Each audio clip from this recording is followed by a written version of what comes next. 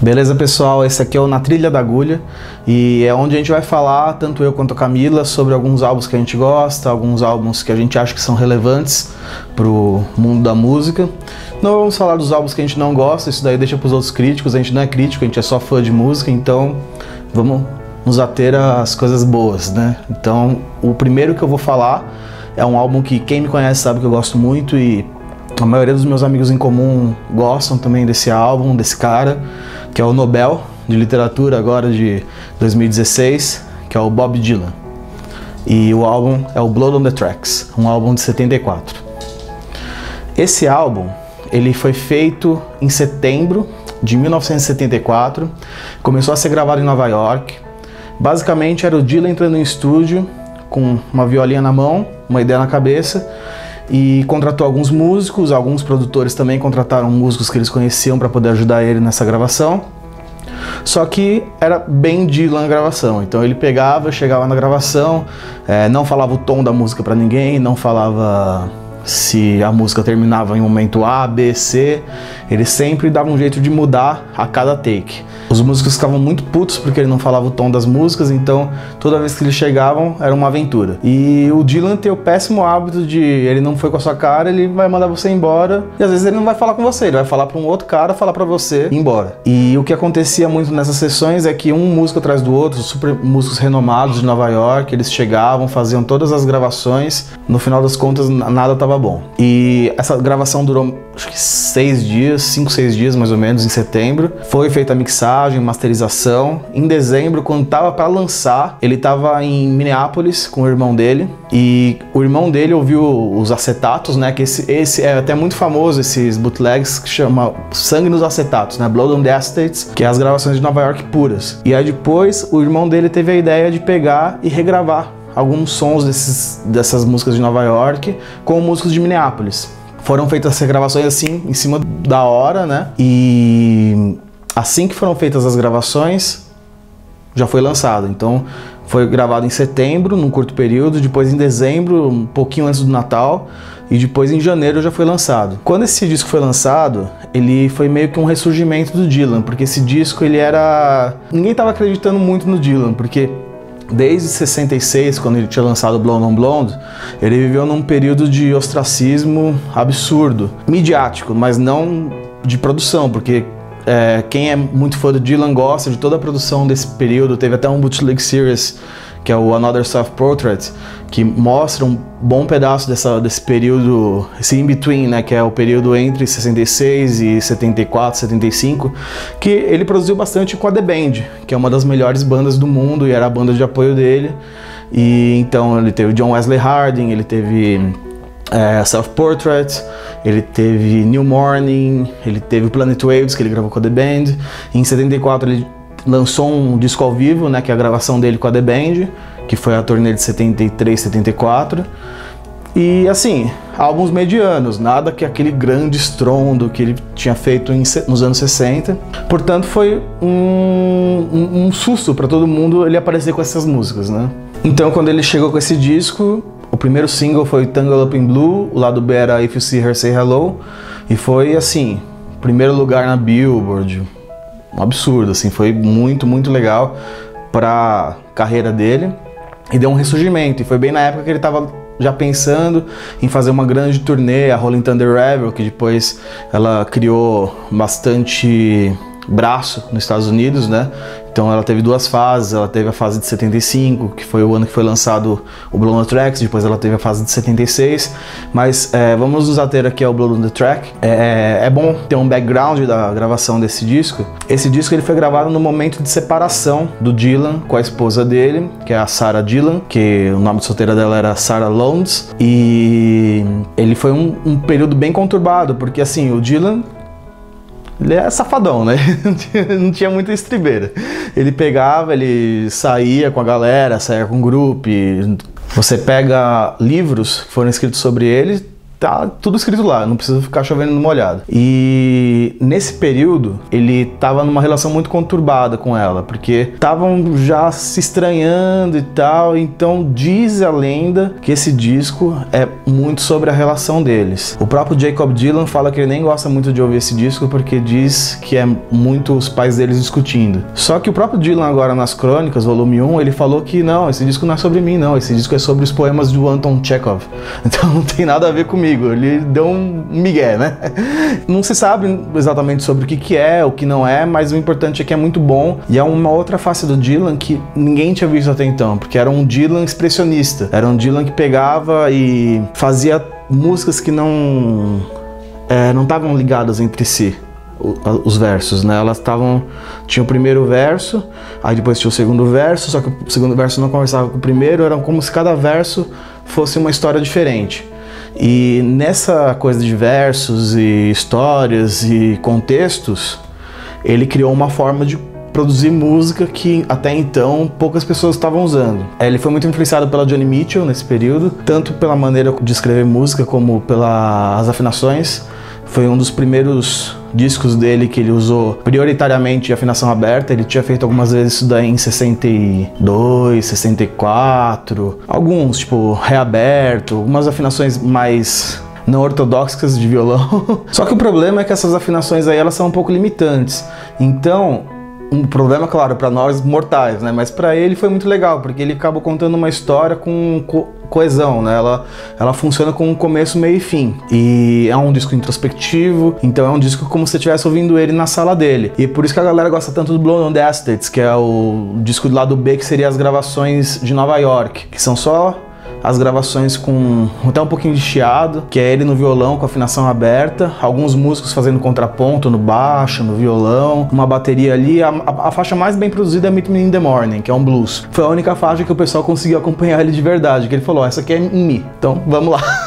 Blues em Mi todo músico praticamente consegue acompanhar, então era a única que eles conseguiram realmente acompanhar ele. O resto, ela é cheia de inversão, cheia de variações, nada muito complexo, mas tudo muito intrigante, porque o Dylan, ele faz as coisas simples parecerem um pouco mais difíceis por causa do uso do tempo dele, a dicção, a maneira como ele olha pro músico, às vezes quer dizer um negócio, mas é outro. Então tem todas essas nuances nas músicas dele que são muito difíceis de acompanhar. E até em relação a esses músicos, foi um pouco complicada a relação deles na produção final do disco, porque como teve muito músico, se você pegar no artigo da Wikipedia, deve ter uns 15, 16 ali, e cada um em faixas diferentes, então foi bem variada o pessoal. Só que os músicos de Minneapolis, eles não receberam o reconhecimento, porque os músicos de Nova York foram cadastrados, foram catalogados, tudo bonitinho. Receberam provavelmente royalties, mas os de Minneapolis, como foi um catadão de última hora, que o irmão dele arranjou, quando eles ficaram relegados. Então tem muito músico que gravou o disco e não tá em nenhum lugar o nome do cara. Ninguém sabe quem é, baixista, cara no violão. Então teve esse estresse assim, mas ajuda na mitologia do álbum, né? Um álbum único, gravado de uma maneira única, com um background único também. Então dessa maneira funcionou. A gente vai fazer um faixa a faixa então sobre esse disco. É um disco que funciona como um todo. Então cada faixa é muito importante, cada lado é muito importante, lado A, lado B, na época que existiam lados em discos, né? E a primeira faixa é Tangled Up in Blue. Essa faixa, ela é a primeira demonstração desse Dylan mais expressionista, onde cada estrofe pode ser uma história diferente.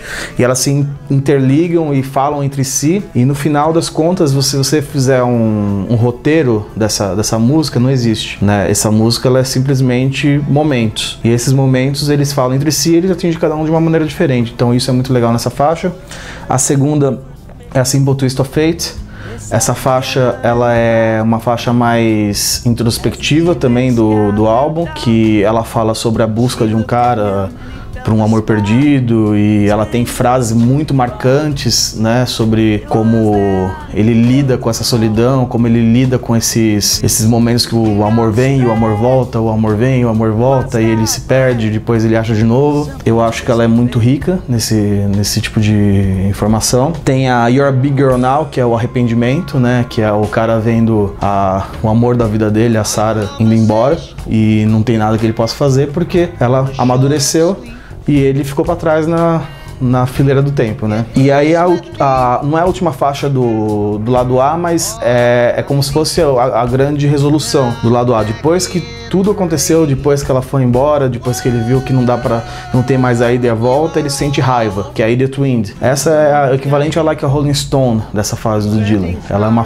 faixa que é muito forte, tem frases muito duras em relação ao objeto dele de ataque, que no caso a gente imagina que seja a esposa dele, só que não dá pra entrar na cabeça do Dylan e saber o que ele tava falando, mas eu imagino que seja. E é uma faixa que ela ganhou uma proporção muito grande na turnê de 76, porque foi bem, assim, a ideia é mais ou menos o seguinte: ele estava em 75 se separando, ele fez o disco, começou a ficar bem de novo com a Sarah, aí ele fez o Desire, que é o segundo disco, talvez mais pra frente eu vá falar do Desire pra vocês, e ali ele meio que fez uma declaração de amor pra ela com a música Sarah.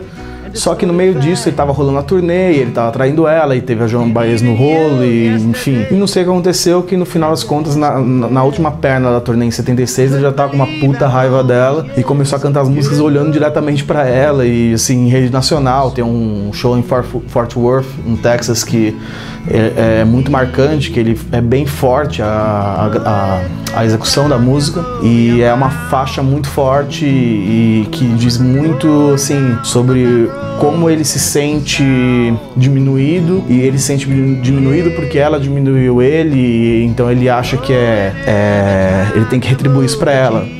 E a última faixa do lado A é You're Gonna Make Me Lonesome When You Go. Então é o Dylan bem... uma dualidade muito grande, porque ao mesmo tempo que ele tá arrependido e apaixonado, depois ele se mostra arrependido e apaixonado de novo, só que de outra maneira. Agora ele fala: não vai embora, por favor, porque sem você eu não sei o que eu vou fazer, eu não vou ver mais Skies Above, nem Green Grass, nem nada do tipo. Então tem esse detalhezinho aí no final dessa conclusão, que é o lado A. Então o lado A é basicamente ele conhecendo uma pessoa, que seria Tangled Up in Blue, se relacionando com ela, que é Sympathies of Fate, You're a Big Girl Now, se desiludindo com ela, que é Idiot Wind, e se arrependendo da desilusão, que é You're Gonna Make Me Lonesome When You Go. E depois aí tem o lado 2, que o lado 2 é a deprê, né? Já é a lama do negócio. Começa com Meet Me in the Morning, que é aquele blusão carregado, que ela teve duas versões, teve Meet Me in the Morning e o lado B é Call Letter Blues. As duas versões são muito pesadas e são muito cheias de imagens de abandono. E aí logo na sequência vem Lily Rosemary and Jack of Hearts, que não tem nada a ver com o resto do álbum, é uma música folk de trovador, assim, o cara contando a história do A ao Z, o que aconteceu com um cara, que é o Jack of Hearts. E aí ele teve um caso com a Lily, a Rosemary, tava lá bem bolado também. Enfim, ele é uma música de western que ele colocou no meio desse disco, ninguém na época entendeu muito bem. E eu imagino que nem ele, porque essa música nunca mais foi executada. Ela foi executada uma vez, que até é uma história muito legal, que ele pegou, a música é gigante, é difícil pra caramba de decorar ela, ele pegou e escreveu no braço dele e no violão pra poder continuar a letra, pra poder, as catchphrases, né, aquelas frases que, pra ele saber onde começa um verso, onde termina a estrofe e por aí vai. A Joan Baez gostou mais da música do que dele, porque ela continua executando até hoje, ele tocou uma vez na turnê de 76 e nunca mais. Aí temos a próxima música, que é If You See Her Say Hello. Essa música é a música da separação, né, seria o equivalente a You're Make Me Lonesome When You Go, do lado B, só que é a mais amarga ainda, porque ele fala, se você vê ela com outro cara, fala que eu tô bem, sabe? Tipo, ele já tá sacando que não vai ter mais jeito, então desejo o melhor pra ela da maneira dele. E tem a Shelter From The Storm, que é a música da redenção, que é a música que ele fala que tudo que ele fez... ela estava por trás, ela era a guardia dele, ela era o centro dele, o norte, o refúgio de todas as merdas da vida dele. Ela sempre estava lá para cuidar dele. E por último tem a Buckets of Rain, que é uma faixa bobinha, tipo um padrãozinho de folk meio Mississippi John Hurt, que não tem... um conteúdo muito forte, até ela virou uma paródia depois com a Bette Midler, ele mesmo gravou a paródia dele mesmo, que é Nuggets of Rain, que eles riem pra caramba no estúdio e tal, então ela não tem um conteúdo muito forte, mas é uma faixa leve que serve bem pra terminar um disco pesado que nem esse, né? Então é uma faixa que traz uma serenidade, tanto na parte harmônica, melódica, quanto na parte de temas, né? Então não fala muita coisa e é um jeito leve de terminar o disco, sem você... É um contraponto, exatamente. Sem você ter vontade de enfiar uma faca no coração, né, quando acaba. E pra finalizar, o impacto desse disco, assim...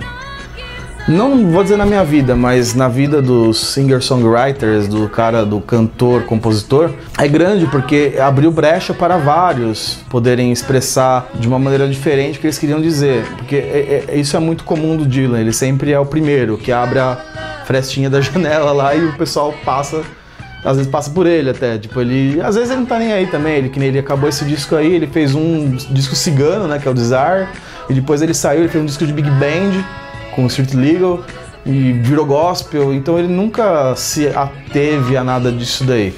Só que é um disco que realmente deu muita oportunidade para esse tipo de compositor mais melancólico, que às vezes ficava meio atado não ao mainstream, né? Ele abriu espaço para um James Taylor fazer mais sucesso, ele abriu espaço para um Ed Sheeran, hoje em dia, poder cantar o que ele canta, um Jake Bugg, enfim, esse tipo de cara aí.